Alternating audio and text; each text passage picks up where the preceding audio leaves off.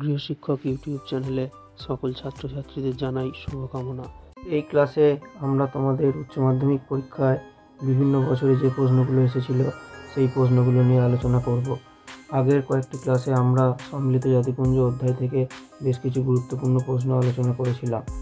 আমাদের চ্যানেলে যারা নতুন আছো তারা চ্যানেলটিকে সাবস্ক্রাইব করে পাশে থাকা বেল আইকনটি প্রেস করে রাখবে, তাহলে আমাদের চ্যানেলে নতুন কোনো ক্লাস এলে তোমরা অবশ্যই সেটা দেখতে পাবে। আর আমাদের এই ক্লাসগুলো তোমরা বন্ধুদের মধ্যে অবশ্যই শেয়ার করবে। আমাদের আজকের প্রশ্ন, জাতিপুঞ্জের 193তম সদস্য রাষ্ট্রের নাম কি? উত্তর সাউথ সুদান।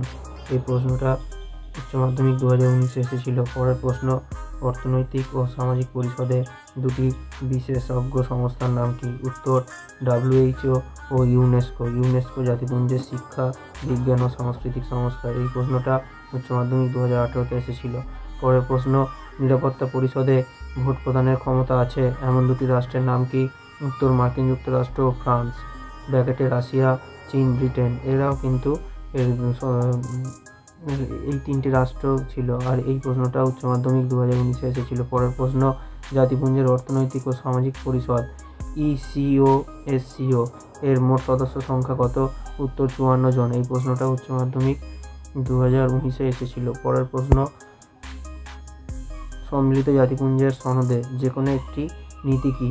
উত্তর জাতিপুঞ্জ ক্ষুদ্র ও বৃহৎ সব রাষ্ট্রই সমান।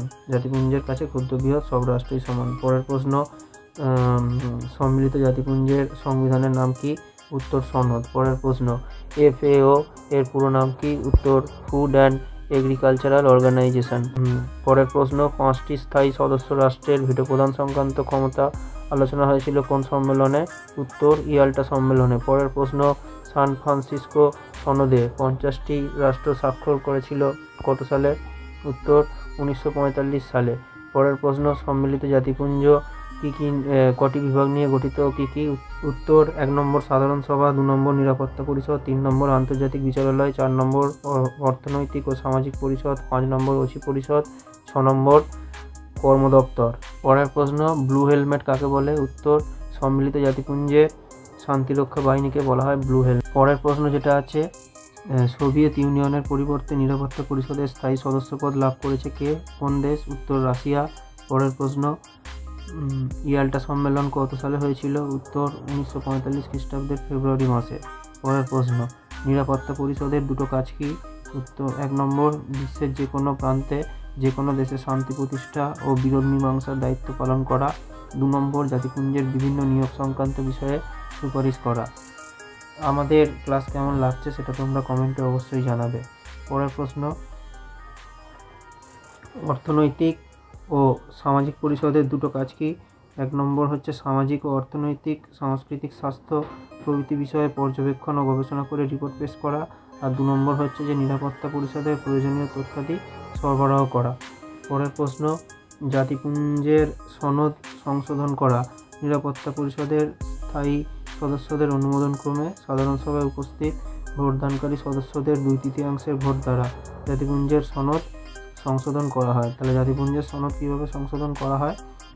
যারা সদস্য থাকে তাদের 2/3 ভোট দিয়ে তবেই জাতিপুঞ্জের সনদ সংশোধন করা হয়।